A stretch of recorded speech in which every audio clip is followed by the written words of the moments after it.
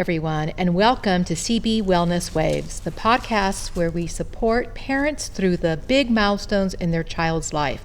I'm Juanita Patterson, wellness counselor and the parent of 3 CB graduates. And I'm Emily McDougall, also a wellness counselor and mom of a CB senior and a CB graduate.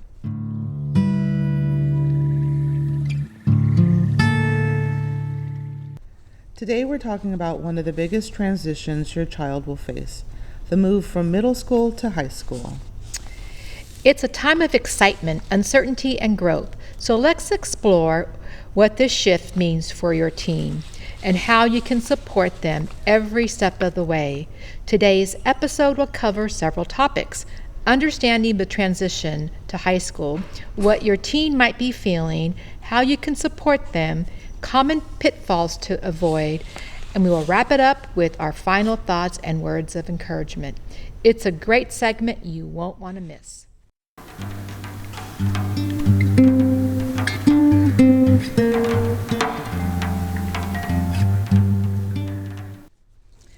Let's jump in with understanding the transition. What's going on with our freshmen and transfer students, Ms.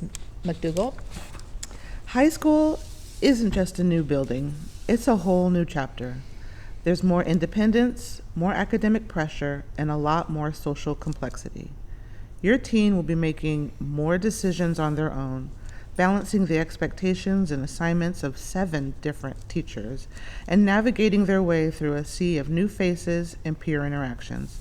It's a lot to manage, and at times can feel overwhelming.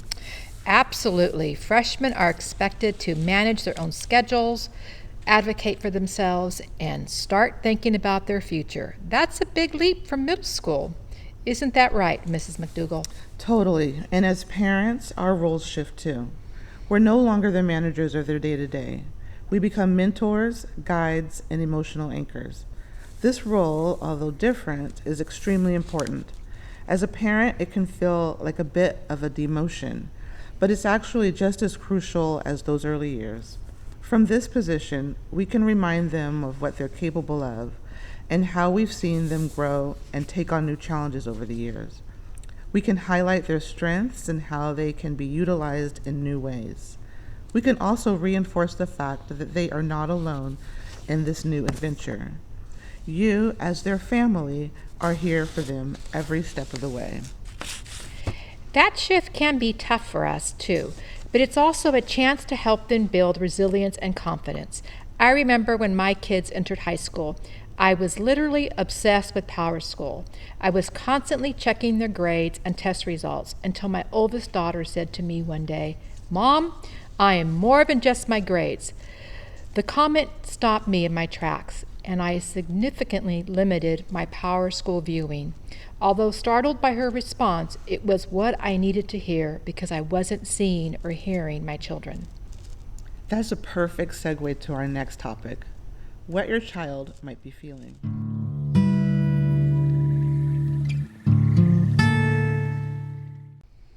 Let's talk a bit about what your teen might be feeling right now. Some are excited, new friends, new classes, new opportunities. Others might feel anxious, overwhelmed. The campus is bigger, the expectations are higher, and they're trying to figure out where they fit in. One of the best things you can do is to check in regularly.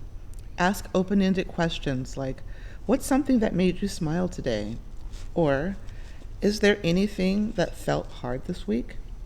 I often asked my daughters, what were the roses and thorns of your day? I really like this question because it encouraged them to find something positive in each day, even the difficult days. Once they start talking, listen. This is not a time to give them advice or a list of demands. You can come back to that later if it's needed. Right now, just be curious about your teen and their new experiences. Your openness will create the emotional safety for sharing.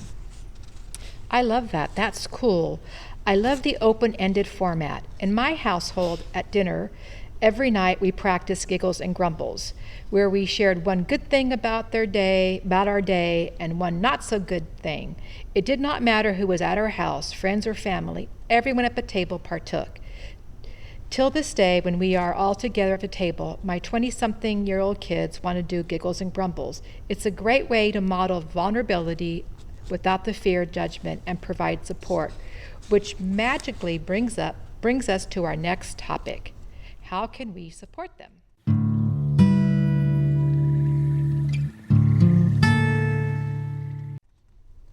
Let's get into some practical ways to support your freshmen.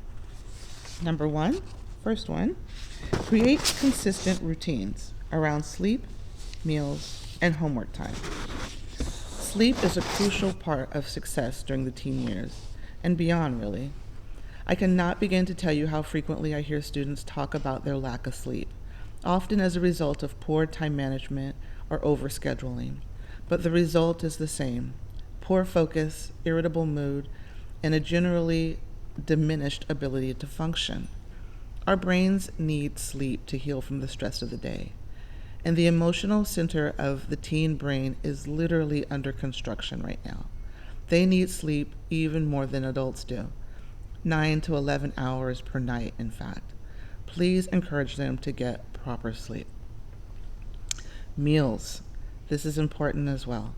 Maintaining adequate nutrition is very important.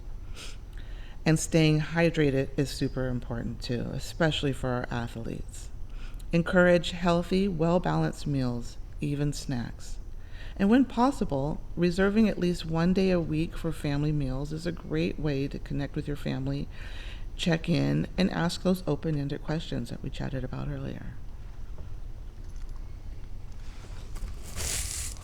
Homework time is also something else to keep in mind with your teens. Having a consistent time and place to do homework sets an important boundary around this important necessity, and makes it easier to maintain. When they know what time it is to do work and where they're going to do it, they can create that space. It's important. You really hit some really important topics. Sleep and meals is one that I notice students not getting enough of, not getting enough sleep in their day, in their night, nor are they eating well-balanced meals. Junk food just doesn't cut it for the brain. It really doesn't. You doesn't. need better fuel. It's like getting premium instead of getting The cheap stuff. the cheap stuff, yeah. Okay. We want to encourage organization, staying organized with such items as paper planners, helpful apps, or even a whiteboard at home can help your teen remember important assignments, dates, and activities. If your teen struggles with organization, here are a few things you can encourage them to do. Ask their teacher for class-specific tips. Drop by the Learning Commons and/or see Miss Archer for support. Excellent advice. Another piece to encourage your freshmen to do is help them learn self-advocacy. High school offers many opportunities for teens to learn to use their voice and voice their needs. Help them practice emailing teachers or asking for help when needed.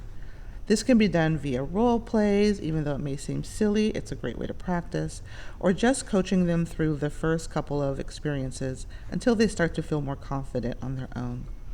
This particular task can feel incredibly overwhelming for some freshmen, but with practice and your guidance, they will learn to find their voice, which is an extraordinary life lesson. Well, when my kids were here, Mrs. McDougall, I would threaten them. If you don't go talk to the teacher, I will go talk to their teacher. And they quickly said, "No, Mom, I'll do it. God forbid Mom go in and talk to the teacher. Right. But it worked. Embarrass them. Yeah, it worked, yes.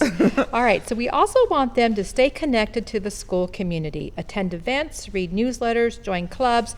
This may sound cliche-ish, but it's true. There's something for everyone at CB, and if you can't find it, start something. I had a student come up to me and say, "I'm a rock climber, but there's not a rock climbing club.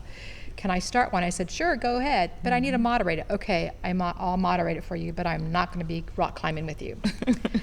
So this one's for you too, parents. CB has parent groups and events for you to volunteer and stay connected to the community. Excellent.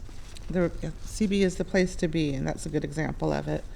Lastly, and perhaps most importantly, celebrate effort. Not just grades, but growth and perseverance. Like you mentioned, Ms. Patterson, they're more than their grades, so we definitely want to make sure that we highlight the whole student. Acknowledge their effort and recognize all the steps outside of their comfort zone. It's from these brave strides that they grow into confident and independent adults. I love the last one. A simple, I am proud of how you handled that situation can go a long way. We all need more positive affirmations and reinforcement in our lives. Now let's talk about some tough stuff, Mrs. McDougall. Yes, those common pitfalls to avoid.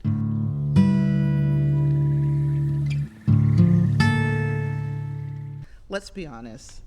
We've all made parenting mistakes. Here are a few to watch out for. Micromanaging. Let your teen make mistakes and learn from them. Oh, and I'm just going to say it. I'm a control freak, so this one's a hard one for me. And I got a feeling I am not the only one. Oh, it's hard to watch your kids struggle. I totally get it. But these are the lessons that they'll remember the most. The knowledge that they can overcome obstacles and do difficult things will become an internal resource for the next time they're faced with a challenge. And of course, they will be faced with more challenges. And when they are, they will meet them with confidence and know that they have the ability to get through it. Another pitfall, especially for those of us with more than one kiddo, comparing. Every teen's journey is unique. Yep, and I have 3 who are as different as the day is night. Same here, Mrs. Patterson. Although I'm sure I'm guilty of comparing my daughters to each other, I recognize that it's not fair to either of them. They each have their own strengths and challenges, and their voyage through life will be tailor-made to their individual spirits. Overlooking mental health. This one is huge and obviously not done intentionally. Unfortunately, it can be easy to miss subtle symptoms of stress, anxiety, or even depression. Identity struggles often surface in high school and can lead to feelings of overwhelm, social isolation, and emotional challenges. Regular daily check-ins with your teen are vital to observe little changes in their behavior and mood. If you notice them becoming less engaged, irritable, easily agitated, or withdrawn, they may be experiencing mental health challenges. Ask them about it directly. Share what you've noticed and let them know you are concerned. Feel free to reach out to your teen's grade level counselor or one of us for more support or mental health referrals whenever needed. This is such an important piece, Ms. Patterson. And as parents of teens, some of those behaviors that you just mentioned are a natural part of being a teenager. You know, as we mentioned before, their brains are changing rapidly right now. But just be aware. And if it feels a little bit more extreme, let us know. We're here for you. We have referrals. We're part of your team. So let's go ahead and wrap this up.